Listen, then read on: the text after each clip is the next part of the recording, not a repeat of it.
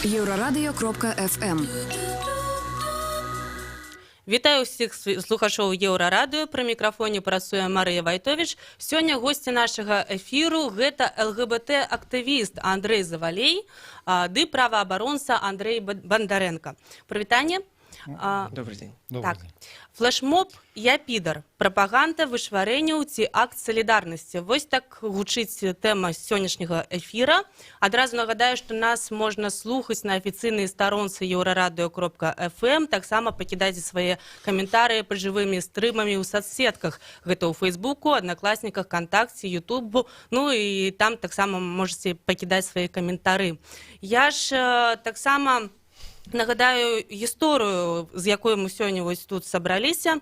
Пасля таго, як невядомы напаў на рэжысёра і аператара Мікалая Купрыча, які гуляў на Кастрычніцкай у ЛГБТ-кампаніі, карыстальнікі соцсетак запусцілі флешмоб «Я підар» пад тегамі «Я підарская Кастрычніцкая», «Нянавісць гэта не норма», ды гомафобія забівае.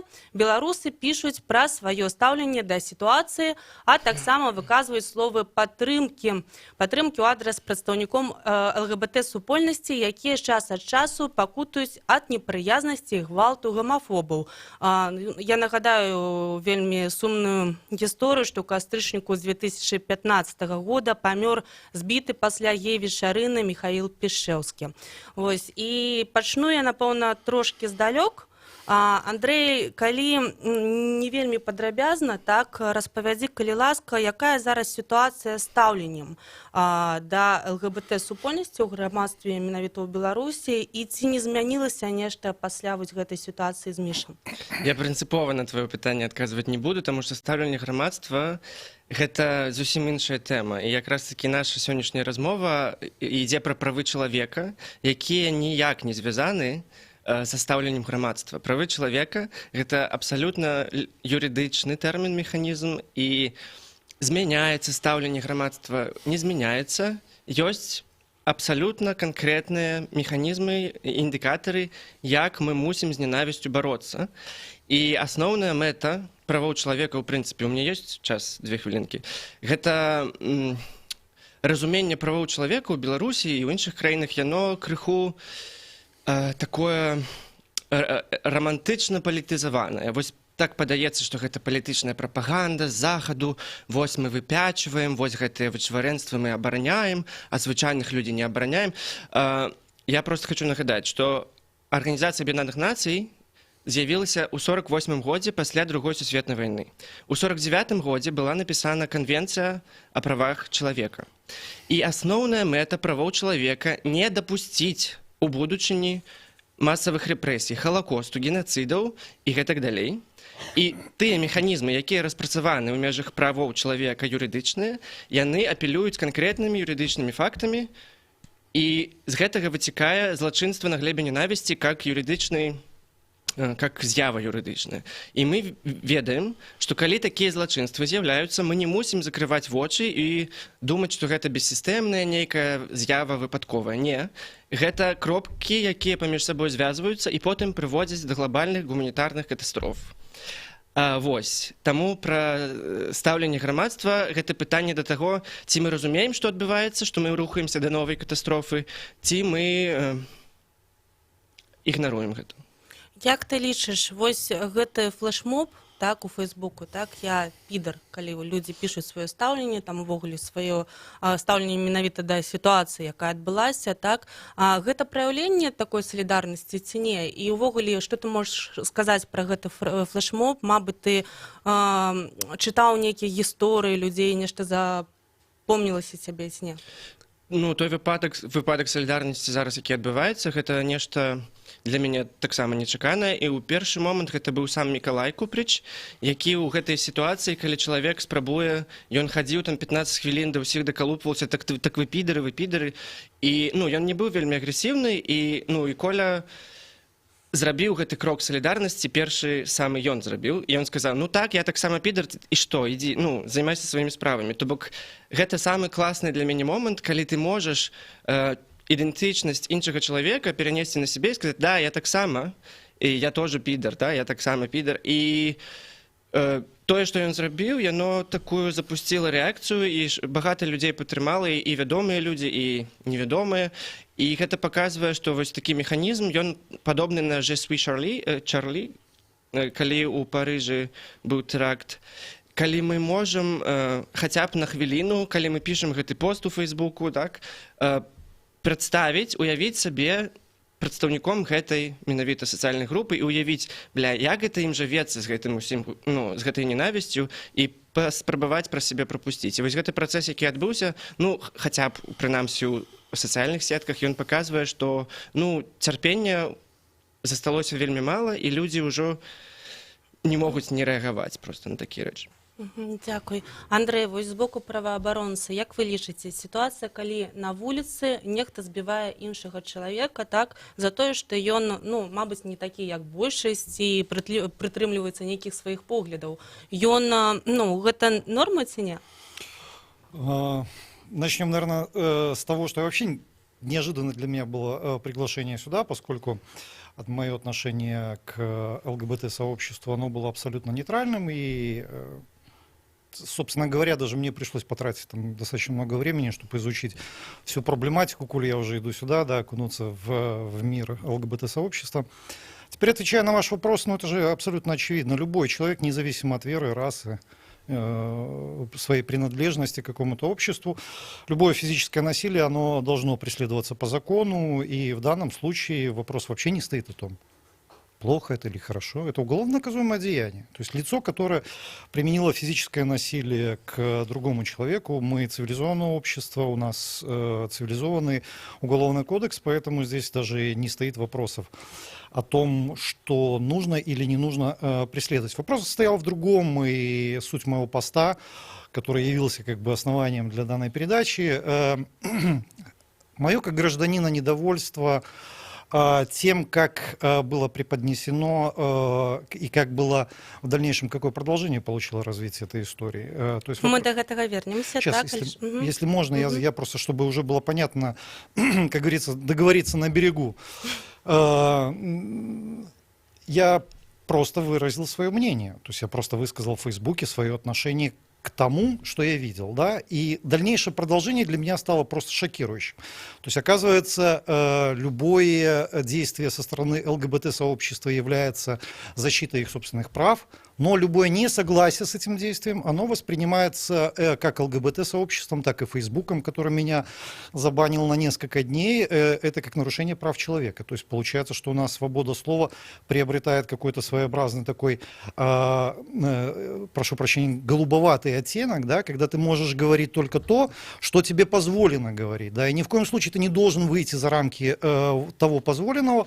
Как только ты туда вышел, ты сразу же попадаешь в какую-то иную касту, там, именуемую как гомофоб, хотя, честно вам скажу, никакой фобии я не испытываю и никогда не испытывал, потому что фобия — это страх к чему-то, и, скорее всего, что если и есть фобия, то это у тех людей, которые пытаются защититься от инакомыслящих, грубо говоря. То есть мы возвращаемся в тот же самый моральный 37-й год, когда за любое высказывание против тебя начинают карать.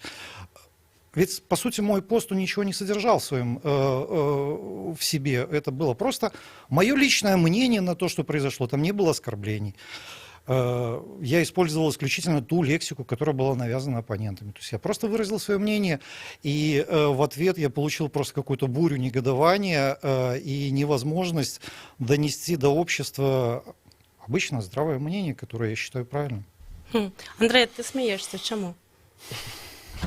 Тому што гэта рыторыка, это просто такі папулізм, які зараз, у прынцыпе, гэта, тое, што я смеюся, гэта, не зусім нармальна. Я думаю, што трэба ставіцца да гэтага сур'ёзна і не смяяцца з гэтага, таму што гэтыя тэзісы папулісцкія, яны зараз пануюць, у прынцыпе, ў заходняй Еўропе, так, правыя, вось менавіта тыя людзі, якія адчуваюць, што іх жыццё, яно, не такое важнае, вось усе займаюцца ўразлівымі групамі, усім важна, каб не было расізма, вось гэта такая, вось тыя тэзісы, што все такія толерантныя, я не магу выказаць сваё меркаванне. Гэта вельмі важная праблема, якая зараз у сусветнай, у прынцыпе, палітыкі і грамадскіх працэсах, гэта такой наш новы выклік. Таму смяяцца тут, конечно, няма з чаго, але проста такая сама структура гэтага мыслення, яна апелюе І гэта такая падмена паняццяў. Я просто зараз могу на прыкладзе сказаць. Я не ведаю, вось з намі яшчэ адзін чалавек, і я кажу, мяне раздражняе форма твайго носа, ты выглядаеш як просто нейкая пачвара і як вычварэнне, Одну секундочку, разве в посте было... Можно я скончу свой? Нет, вопрос сразу же по ходу. В посте было пачвара? Вычварэнства, Нет, стоп, конечно, пачвара было. и вычварэнства. Я прыважу прыклад зараз, і калі вы мне даслухаеце, вы потым Это скажете, называется што думаеце. подмена понятий. Так вам можна, і я таксама буду гэта рабіць. Можна я скончу? І я кажу, мне не падабаецца, як ты выглядаеш, я лічу гэта амаральным, я лічу, што тое, што ты робіш, гэта вычварэнства, ну і ты не мусіш пра сябе распавядаць нікому, калі ласка, сидзі, не высоўвайся, і все будзе нармальна, у мяне такое меркаванне. І гэтая падмена паняццяў, яна якраз такі прыводзіць да таго, што ніякай няма размовы прарэфлексаванай. Ты не задаеш сабе пытанне, а чаму мяне гэта раздражняе, што ў маім жыцці мяне не задавальняе і якія прычыны гэтага, ты сваё вось гэтае меркаванне, якое ў прынцыпе, ну гэта таксама не мусіць быць у публічным дыскурсе. Ваше меркаванне, як вы ставіцеся да іншых людзей, ну Facebook — это публічная прастора, і на вашу реакцію выходзіць іншая реакція. Гэта звычайны дыскурс. Вы не закончили фразы. Таму ваше меркаванне не мусіць быць. Скончыце фразу. Не, так я кажу, калі яно ў публічнай прасторы... Скончыце фразу. Ваше меркаванне не мусіць быць. Скончыце фразу. Калі я не мушу быць у публічнай прасторы, як гомасексуальны чалавек і вольна размаўляць аб гэтым, тады і ваше меркаванне засуньце сабе Я паўтаруся. Ваше меркаванне не мусіць быць. Скончыце фразу. У рамках, у межах таго, што я казаў пра прыклад, калі я не магу быць у публічнай прасторы, вы таксама не можаце ў публічнай прасторы. Фразу вы можете скончыць? Ваше меркаванне не мусіць быць. Скончыце гэту фразу. Якім яно не мусіць быць? Яно мусіць быць якім заўгодна. Я вас пытаю, скончыце, калі ласка. Так, я думаю, што трэба, па-першае, нагадаць, пра які пост ідзе нашай размовы. Гэта будзе трошкі пазней, таму што я пераключуся на іншае пытанне. Вось, Андрэй, вас не бянтэжыць так, што прайшоў час, а хлопцы, так, які напаў на рэжысёра на Кастрычніцкай, яшчэ не знайшлі нібыта, і перад законам ён не адказвае.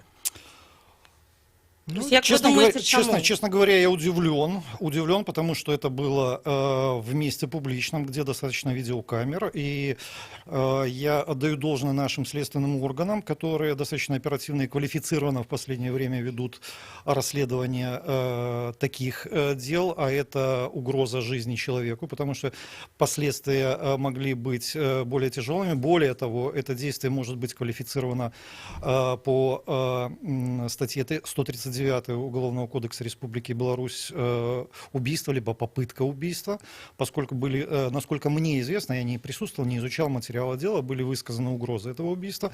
Поэтому меня это, конечно, удивляет, что до сих пор человек, который нанес тяжкие телесные повреждения другому человеку, до сих пор не найден. Это, безусловно, неправильно. Дзякую. Мы працягнем нашу размову пасля перапынку, так. Але ж вы лічыце, што вось, ну, так не павінна быць. Чаму? Нет, конечно.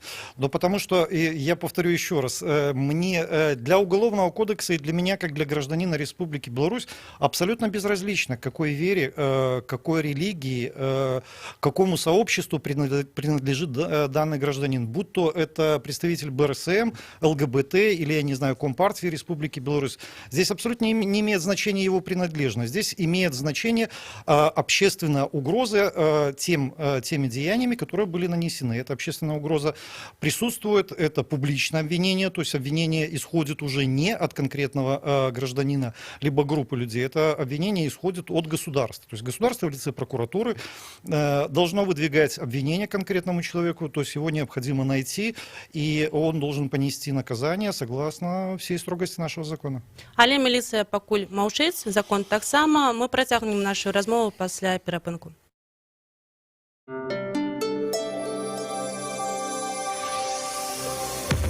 Еўрарадыё. Час ведаць, што адбываецца. Пры мікрафоне Роман Устінаў каротка пра асноўныя падзеі. Экс-міністр інфармацыі Беларусі Лілія Ананіш зарэгістравала ініцыятыўную групу па зборы подпісаў падтрымку вылучэння сябе кандыдатам у дэпутаты Палаты прадстаўнікоў. Балатавацца намесніца старшыні грамадскага аб'яднання Беларускі саюз жанчын будзе ў родным Барысаве. Апанентамі былога міністра ў выбарчай акрузе будуць начальнік барысаўскага райаддзела па надзвычайных сітуацыях Владзімір Пікуза і грузчык Евген Шарбін. Як вядома, Лілія Ананіш займала пасаду міністра інфармацыі з 2014 по 2017 год. На пасадзе намесніка міністра яна працавала з 2001 года. Амерыканскія навукоўцы раскрылі загадку паходжання жыцця на зямлі. Даследчыкі з нацыянальнай лабараторыі імя Лорэнса, што ў Берклі, высветлілі, як менавіта ўзнікаюць у космасе арганічныя рэчывы, з якіх затым утрымліваліся бялкі і нуклеінавыя кіслоты, неабходныя для існавання жыцця. Апынулася, што поліараматычныя вуглевадароды утвараюцца пры аб'яднанні простых малекул. Адкрыты навукоўцамі механізм тлумачыць, чаму каля 20% вугляроду ў космасе сустракаецца ў выглядзе поліараматычных вуглевадародаў. Александр Лукашенко павіншаваў кіраўніка КНДР Кім Чен Ына з нацыянальным святам днём утварэння Карэйскай народнай дэмакратычнай рэспублікі. У віншавальнай тэлеграме кіраўнік Беларусі заявіў, што пад кіраўніцтвам Кім Чен Ына КНДР працягвае паспяховы рух па шляху ўмацавання нацыянальнага суверэнітэту і дабрабыту сваіх грамадзян. Манчестер Сіці стаў першым у гісторыі футбольным клубам, які патраціў больш за 1 мільярд еўра на трансферы. У гэтым годзе за летняе трансфернае акно гараджане патрацілі на новых гульцоў 1 мільярд 14 мільёнаў еўра. У топ-5 рэйтынгу таксама ўвайшлі парыжскі ПСЖ, турынскі Ювентус, Манчестер Сіці, а таксама мадрыдскі Рэал. Роман Устінаў, служба інфармацыі Еўрарадыё.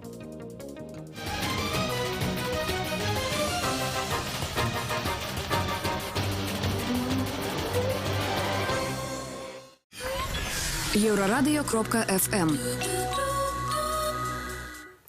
Сябры, мы вяртаемся ў студыю Еўрарадыё. Пры мікрафоне Марыя Вайтовіч. Нагадаю, што сёння госці нашага эфіру гэта ЛГБТ-актывіст Андрэй Завалей ды праваабаронца Андрэй Бандарэнка. А тэма наша гэта флешмоб «Я підар. Прапаганда вычварэнняў ці акт салідарнасці». Вось мы яшчэ ў першай часткі пачалі размаўляць пра пост Андрэя Бандарэнкі, які ён напісаў, вось якраз ягоная рэакцыя на, вось, я так разумею, гэты флешмоб, так? Вось, я працытую, каб было зразумела, так? Андрей, вы написали, что «достала эта пидорская тематика».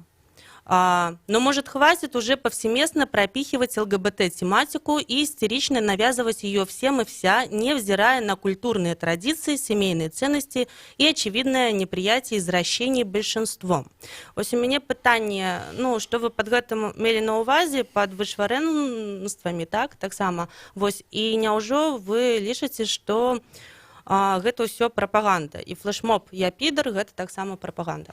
Ну, начнем с того, что вы не дословно процитировали мой текст, поскольку там была ссылка о том, что вся лексика взята, навязана, как я написал, навязана оппонентами. То есть я пидор и так далее и тому подобное, это взято непосредственно от наших оппонентов.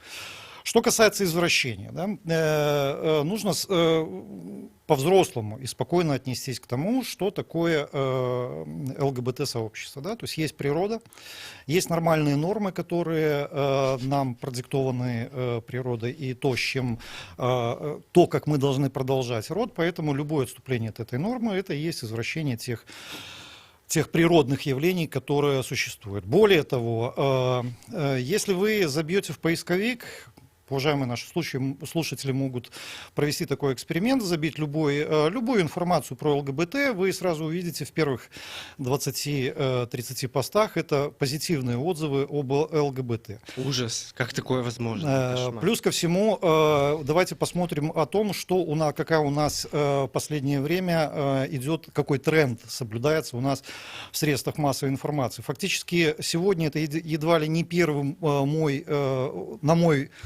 век эфир, когда человек может прийти и спокойно высказать свое отношение, не согласно с политикой и пропагандой ЛГБТ. На самом деле у нас идет скрытая, навязчивая пропаганда того, что ЛГБТ-сообщество, геи, лесбиянки, это нормально, это естественно, это, ребят, приходите к нам. И последние исследования в Великобритании показали вообще шикарный эффект, шикарный в кавычках эффект, когда 43% молодежи в возрасте от 18 до 20 лет просто не смогли определиться со своей принадлежностью, кто он, мальчик, девочка, оно.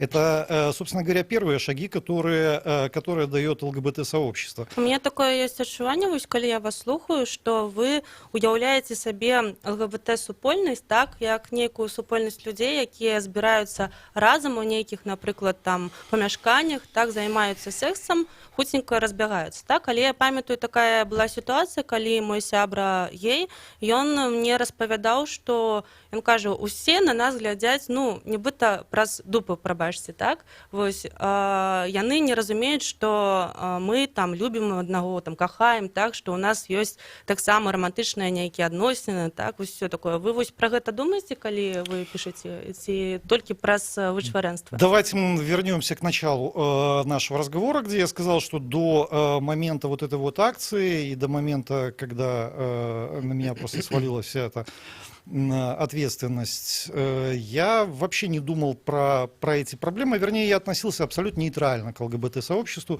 я относился к ним как к обычным людям, у которых есть там свои взгляды, свои ценности, которые я не разделяю, но я совершенно спокойно и свободно относился и отношусь к этому ко всему.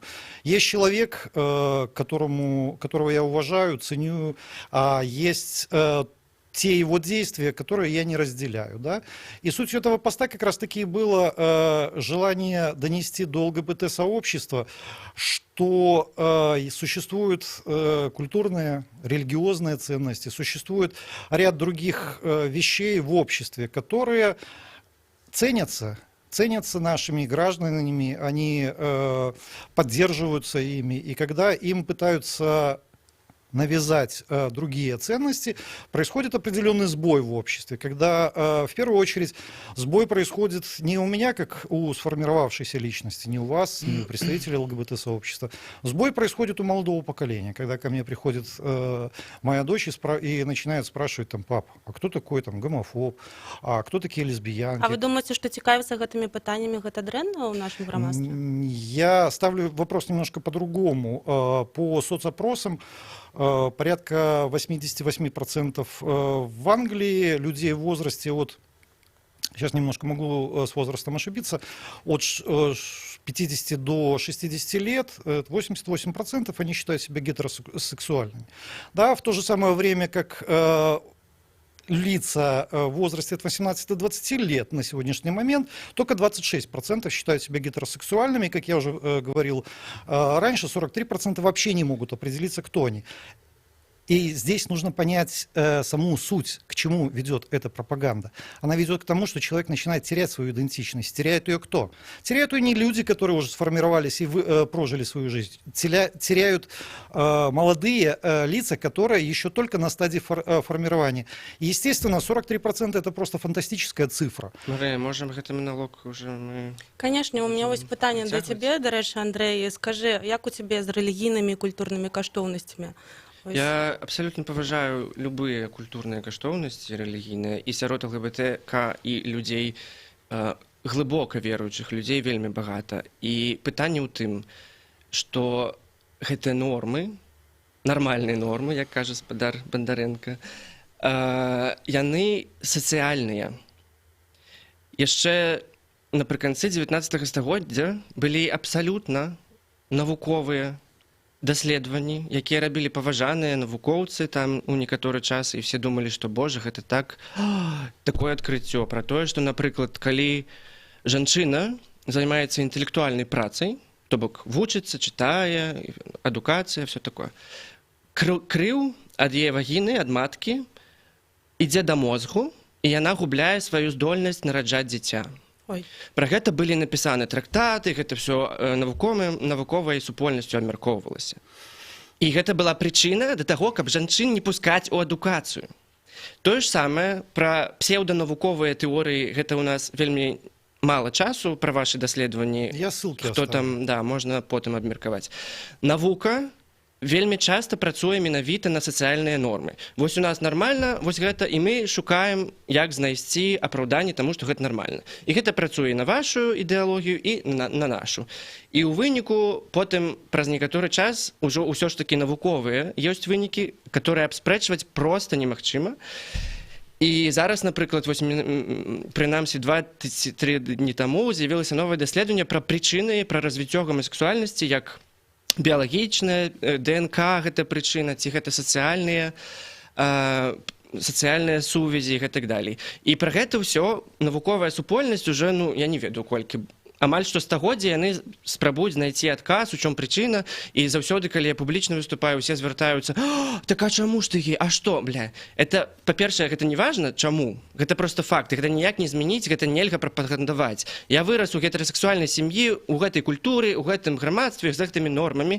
Я не магу гэта кантраляваць. А калі бы мог, то можа, і не зрабіў бы. То бок гэта вельмі ідэалагічна, філасофскае, этычнае пытанне, і тут за 20 хвілін мы гэта не зробім. Але вось зараз, 2019 яшчэ год, навукоўцы сказалі: мы не ведаем, гэта комплекс розных прычынаў, гэта следства і сацыяльнае жыцця, і як плод развіваўся ў утробе, бла-бла-бла-бла-бла, гэта немагчыма ідэнтыфікаваць і немагчыма нічога з гэтым зрабіць. Гэта асноўны такі месседж навукоўцаў, што гэта проста даннасць, норма, на якую мы не можам паўплываць. І вось гэтыя нашы размовы заўсёды, гэта важна, што мы размаўляем, і гэтая пазіцыя, якую гаспадар Бондаренко тут кажа, калі ёсць такое меркаванне, трэба абмяркоўваць, і трэба праз дыскусію, але, напрыклад, вось сёння на Еўрарадыё, калі вы анансавалі сваю нашу зараз размову, спачатку там з'явілася фота Міхаіла Пішчэўскага на вокладцы, на галоўнай старонцы. Так. І калі я пабачыў лицо гэтага чалавека, які ляжыць у лікарні з гэтымі трубкамі, мяне пачало калаціць, я дыхаць не мог. І менавіта вось гэтае адчуванне, гэта пагроза для сацыяльнай групы, якая з'яўляецца сацыяльнай групай. Менавіта таму мы мусім гаварыць пра гамафобны гвалт, менавіта як гамафобны гвалт. А у нас есть гомофобный гвалт. Ён дасылае паведамленне да ўсёй сацыяльнай групы: ты ў небяспецы, ты будзеш наступным, мы нічога з гэтым рабіць не збіраемся, і ты ці збягай адсюль, ці сядзі пад коўдрай, все такое. Вось гэта менавіта той месседж, які вы транслюеце. І далей, калі такі прыклад мы параўноўваем з простым нашым практычным жыццём, вось самалёт пацярпеў крушэнне, вось, не ведаю, ёсць 200 сямей, якія пацярпелі ад гэтага асабіста. Іх бацькі, іх дзеці, іх сёстры, жонкі, все такое. І выходзяць на навінах, бай, не ведаю дзе. Так, самалёт упаў, самалёты кожны дзень падаюць, нічога, типа, вось вам, конечно, мы вам спрашиваем. Так, я тут згодна, мне здаецца, няма кошту смерці, ці такім выпадкам, якая розніца, іх было 2 ці 5. Что такое злачынства глебе ненависти як механизм? Мы уже поняли, что такое злочинство глебе ненависти. Мы уже высказались про это в самом начале. И шукать причину. И то же самое отбывается с самолетами. Вы уже сказали, что нужно найти человека, который... Якая деталь спрацавала кепска. И мы робим доследование, як ее полепшить. То есть, если бьют грузина за то, что он грузин, то, соответственно, это расследовать не нужно. Я правильно понимаю? А это не социальная группа, не культурная, не религийная, не национальная? Любая социальная группа, якой мы же об этом сказали в самом начале. Ахвярой. Мы же это обсудили. Зачем это второй раз опять все заново про самолеты, про все остальное? Я распавядаю нашим слухачам про то, навошта трэба разглядаць гэта спецыяльна. Не надо это специально рассматривать, потому что... специальные нормы. Я пропоню у тым, хочу распавесці просто гісторыю, ты, напэўна, яе памятаеш, так? Вось мы не так даўно рабілі вялікі праект, мы размаўлялі са сваякамі ЛГБТ, прадстаўнікоў ЛГБТ-супольнасці, так? Я памятаю тыя гісторыі, тыя слёзы, тыя эмоцыі, якія выказвалі матулі, так, розных там і бацькі, так, гэтых людзей. Вось, і у мяне тады прыйшла такая думка, што наадварот, вось вы кажаце, што, нібыта не трэба пра гэта размаўляць, так? вось, што Нет, да нет, вас моладзь прыходзіць, так, яна цікавіцца, там, гэтак далей. У меня іншая думка была. Мне здаецца, што, мабыць, наадварот патрэбна, каб на уроках біялогіі і там ці псіхалогіі, ці нейкіх яшчэ медыцыны, так, распавядалі, так, што ёсць такія людзі, ёсць такія, так, ну і гэтак далей. Вось, каб усе ведалі, што гэта ёсць, што гэта норма, ці ўсё ж такі вы лічыце, што гэта не норма. І мне, дарэчы, цікава тое, што вы казалі, што зараз это дикость, но поддерживать, так, это дикость, да, но одна дикость была порождена другой, навязчивой, непримиримой пропагандой ЛГБТ-сообщества, вызывающего отторжение у 95% населения страны. А скажите, калі ласка, и вось ты, Андрей, так само, так, а что у нас представники ЛГБТ только 5%? Ну, естественно, взялась эта лишба? Да. Значит, во-первых, когда я говорил дикость в отношении того, что был избит Николай Куприч. Да? Это дикость. Равно, как я считаю, что и дикость то, что эта дикость была порождена именно навязчивой, постоянной пропагандой ЛГБТ-сообщества. Поэтому, что касается школ, то я призываю наши государственные органы наоборот, усилить пропаганду в семье здорового образа жизни, семейных ценностей, культурных. И мой оппонент до сих пор так и не ответил, несмотря на ваш вопрос, как же он относится... У меня есть имя. Андрей, я прошу прощения, оппонент здесь ни в коем случае не в качестве унижения. Вернее, попытки... Мне не важно, у меня просто имя. Да, извини, Андрей. Андрей так и не ответил к его отношению к этим ценностям, к семейным ценностям, к религиозным ценностям, к церкви и так далее и тому подобное. Насколько вписывается ЛГБТ-сообщество вот во все эти ценности. И со своей стороны повторю, что ознакомившись за эти несколько дней с тем, что происходит в мире, и то, какие цифры имеют, и вообще манипуляции цифрами насчет психиатров. Андрей же ведь не скрывает то, что принятие АПА, Американской психиатрической ассоциации, в свое время происходило под очень жестоким давлением ЛГБТ-сообщества, с угрозами насилия, с протестами и так далее. Нет, это не смешно. Есть признание даже участников ЛГБТ-сообщества тогда, в 70-х годах, которые сейчас признаются в том, что да, они оказывали это давление. Андрей, можно я пропоню, Андрей, сейчас скажи, буквально потому что последний. у нас просто нема часу, тому, Андрей, откажи, калі ласка, Так, это питание. типичная просто риторика, которую пользуются люди, чтобы оправдать насилие. Я не гомофоб, но случилось насилие. Потом Подождите, кто сообщество оправдывает как-то насилие? реагирует на то, что произошло. Я Андрей, это делаю кто так, как насилие могу. Я с этим оправдывает? живу всю свою жизнь. Вы 3 дня про это почитали. И потом мне говорят, ты неправильно делаешь активизм, вы Андрей, плохо кто себя насилие защищаете. оправдывает? Я как могу защищаю свои интересы. Вы не оправдываете насилие, Нет. но вы критикуете меня за то, как я это делаю. Вместо того, чтобы поддержать Я и не стать имею на на мою это сторону права. и сказать, что насилие это ненормально. Насилие это Давайте ненормально. Вы это сказали в одном предложении, а потом растянули это все А на что 3 еще нужно страницы. сказать, если насилие ненормально? Сказать нужно, что нужно искать вместе, как с этим насилием бороться. А вы ничего не предлагаете. И есть специальные нормы. Это обтекчающие обстоятельства, когда мы признаем, Я что мотив высказал свое ненависти есть. Вы личное правозащитник, вы мнение. юрист, в конце концов, Нет, да, я не наверное? юрист. Ну, наверное, значит, надо Вот у нас углубиться питание, в этот дальше у момент, нас в если вы не соцсетках. юрист. Ольга Гоа.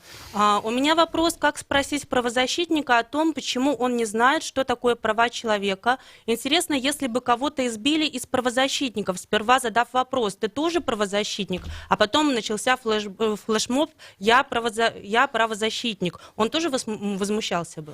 Значит, что касается правозащитников, изначально, это уже длительный период времени, я совершенно четко обозначал свою позицию, что я не согласен, да, есть ЛГБТ-сообщество, я вынужден его принимать, я соглашаюсь с тем, что, возможно, действительно 2%, как указывает Американская психиатрическая ассоциация. 4,5. Официальные данные сейчас, 2% существуют. Соответственно, эти люди, они должны иметь свое сообщество, но когда 2% навязывает 98% свою культуру, это из области, как в свое время не было желания соглашаться с тем, что Земля круглая. Да? То есть Правозащитников сколько процентов? Есть у вас статистика? Нет у меня статистики, Нету? сколько правозащитников. Поэтому, если будут избивать правозащитника, то я еще раз объясню, что независимо от того, какой группе он принадлежал, я буду защищать в первую очередь гражданина. Во вторую очередь, это называется характеризующий момент в совершении преступления,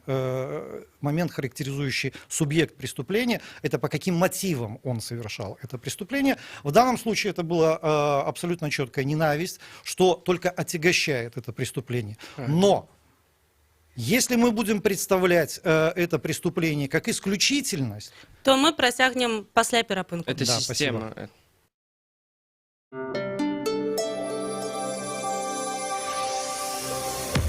Еўрарадыё. Час ведаць, што адбываецца.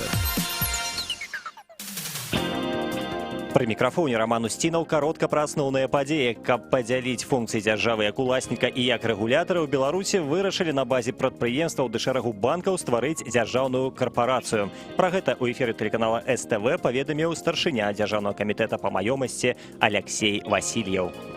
Задача стоит, и мы ее реализуем. Госкомимуществом принято решение на базе наших предприятий и ряда банков создать госкорпорацию. Документ подготовлен, находится на согласовании. Я надеюсь, что в ближайшее время мы уже выйдем на завершающий этап. Если этот опыт нам удастся, я думаю, в Министерстве промышленности те предприятия, которые сейчас есть, можно сгруппировать по такому же принципу. Па словах Васильева, у будучым Беларусь плануе перавабіць кіраўнікоў прадпрыемстваў спаліўна-энергетычнага комплексу России. Экс-міністр інфармацыі Беларусі Лілія Ананіш зарэгістравала ініцыятыўную групу па зборы подпісаў падтрымку вылучэння сябе кандыдатам у дэпутаты палаты прадстаўнікоў. Балатавацца намесніца старшыні грамадскага аб'яднання Беларускі саюз жанчын будзе ў родным Барысаве. Апанентамі былога міністра ў выбарчай акрузе будуць начальнік барысаўскага райаддзела па надзвычайных сітуацыях Владимир Пекуза і грузчык Евген Шарбін. Лілія Ананіш займала пасаду міністра інфармацыі з 2014 па 2017 год. На пасадзе намесніка міністра яна працавала з 2001 года. Александр Лукашенко павіншаваў кіраўніка КНДР Кім Чен Ына з нацыянальным святам днём утварэння Карэйскай Народнай Дэмакратычнай Рэспублікі. У віншавальнай тэлеграме кіраўнік Беларусі заявіў, што пад кіраўніцтвам Кім Чен Ына КНДР працягвае паспяховы рух на шляху ўмацавання нацыянальнага суверэнітэту і дабрабыту грамадзян. Манчестер Сіці стаў першым у гісторыі футбольным клубам, які патраціў больш за 1 мільярд еўра на трансферы. У гэтым годзе за летняе трансфернае акно гараджане патрацілі на новых гульцоў 1 мільярд 14 мільёнаў. Роман Устінаў, служба інфармацыі.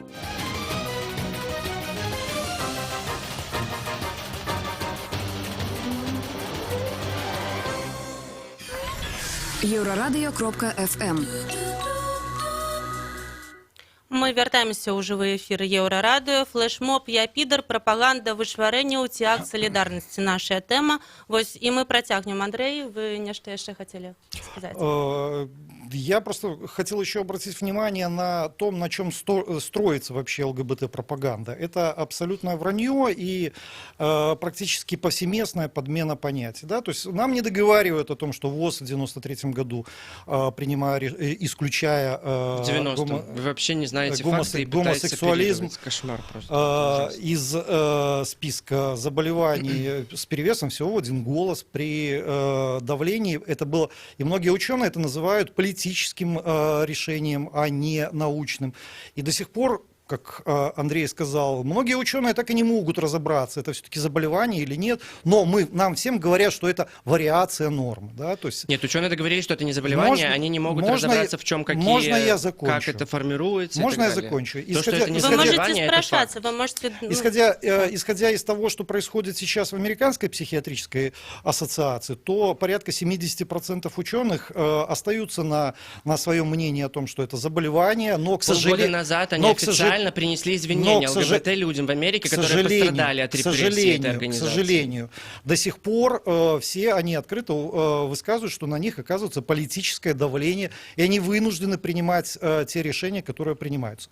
Но давайте мы вот сейчас в перерыве коснулись религиозных тем и то, на что я уже, Андрея, пытался дважды попытаться ответить. Так как вписать ЛГБТ-тематику в церковь?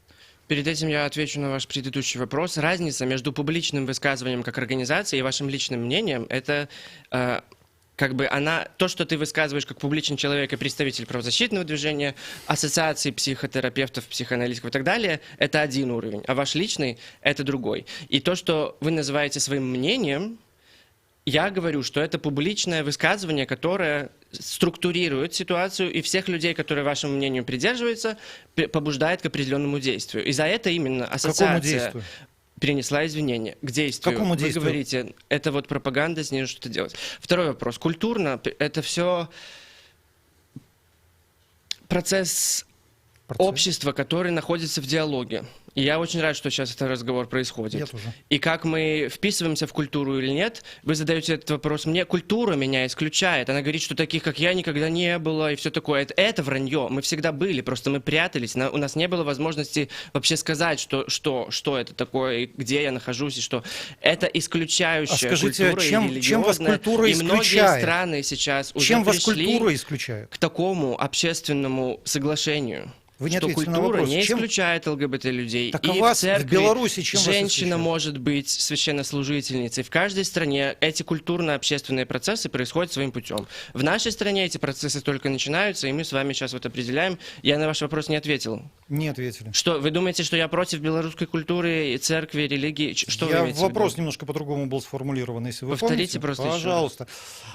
Каким образом вы видите ЛГБТ-сообщество, которое вписывается в культурные и религиозные ценности, Да. проповедуя нашим обществом? Вижу очень прекрасно вписывающимся, когда люди Слово перестанут «как» не нужно исключать задавать. нас. Что значит «как»?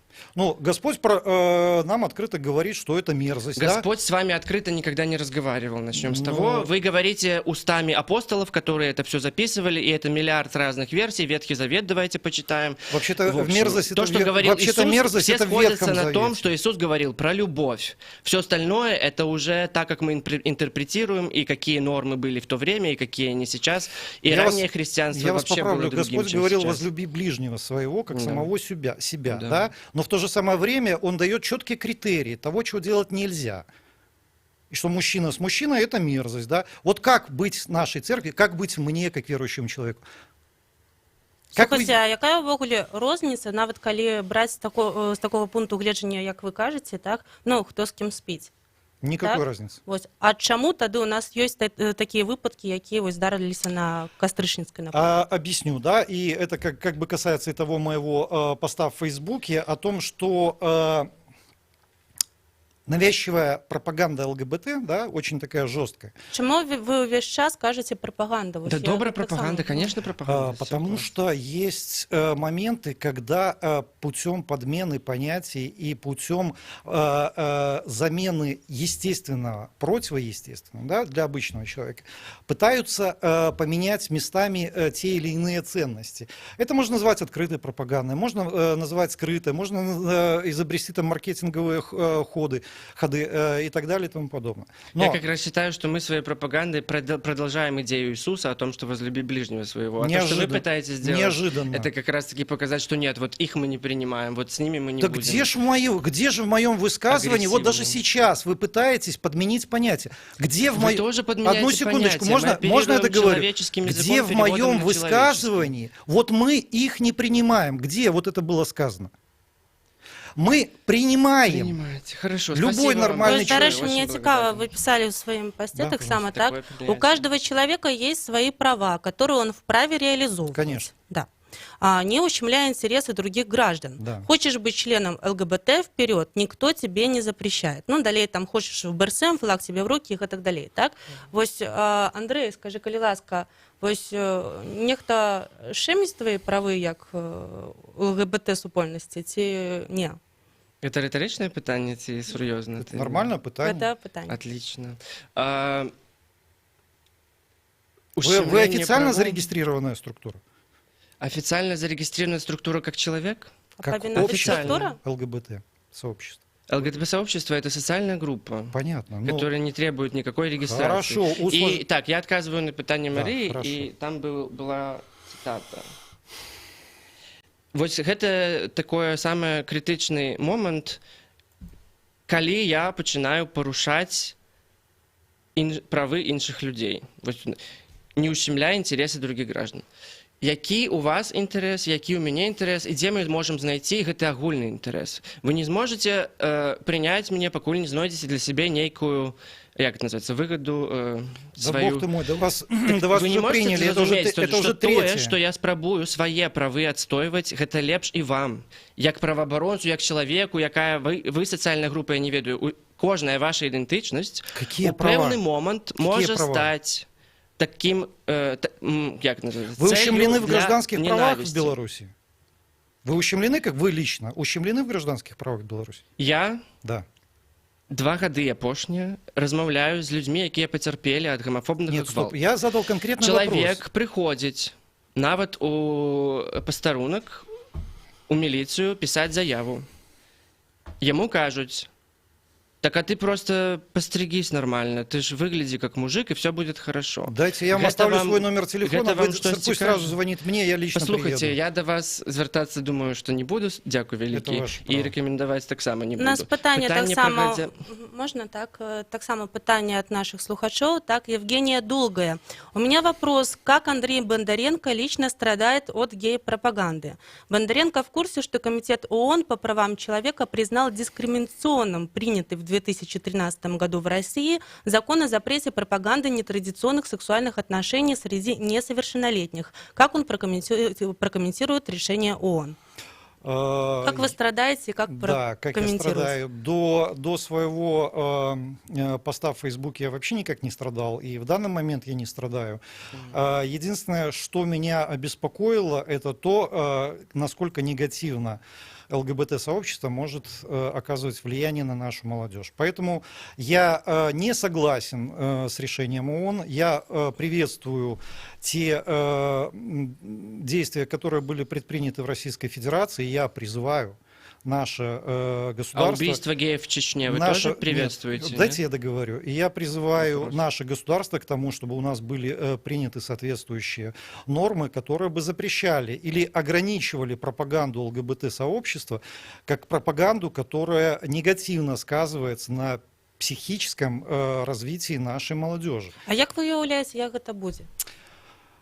В любом случае, Як будуть дзяліць вось менавіта негатыўная прапаганда, пазітыўная прапаганда, ці што? Ці мы просто ўсе не будзем размаўляць пра ЛГБТ? Нет, почему? Про ЛГБТ размаўляць трэба, і мы павінны размаўляць пра ЛГБТ, тому што гэта насамрэч ёсць праблема ў нашым грамадстве, і мы павінны звяртаць увагу на гэтыя праблемы. Гэта з аднаго боку. Да?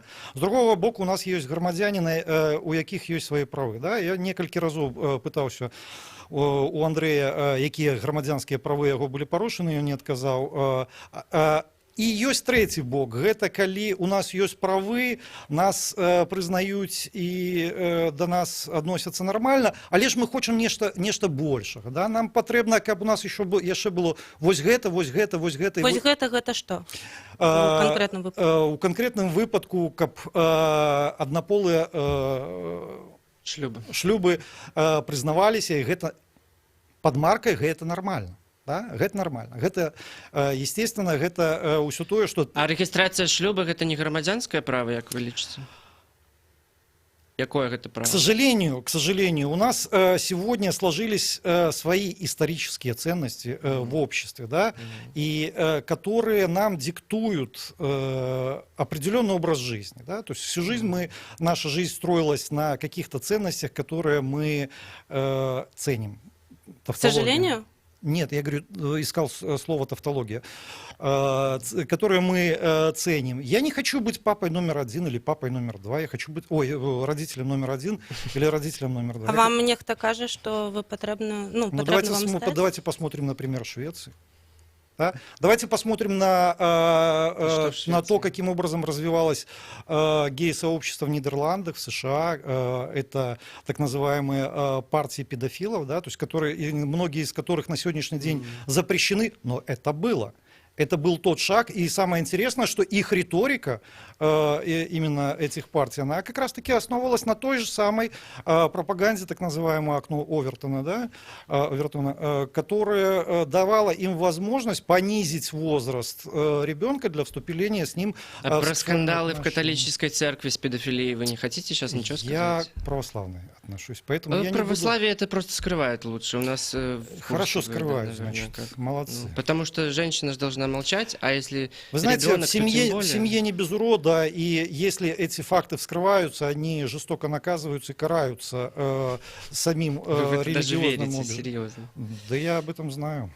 Да, а я знаю про другие ситуации, когда человек не может даже В любом никому случае, донести эту смотрите, информацию. я еще раз Когда говорю, сексуальное насилие возвращаясь, просто нормально, да. на меня тут навешали уже ярлыков, что я гомофоб и так далее. Я абсолютно спокойно отношусь к ЛГБТ-сообществу и понимаю, что такое сообщество, оно имеет право быть, оно должно быть. И те 2% населения, которые действительно страдают этим заболеванием, они должны иметь возможность жить среди тех, кто разделяет их мнение. Но как только ЛГБТ-сообщество начинает переходить рамки здравого смысла, или же основывается на грантовой поддержке, да, как в России, там в прошлом году было выделено порядка $4 миллионов на финансирование Кто права ЛГБТ-сообщества. человека должен финансировать в Беларуси, расскажите?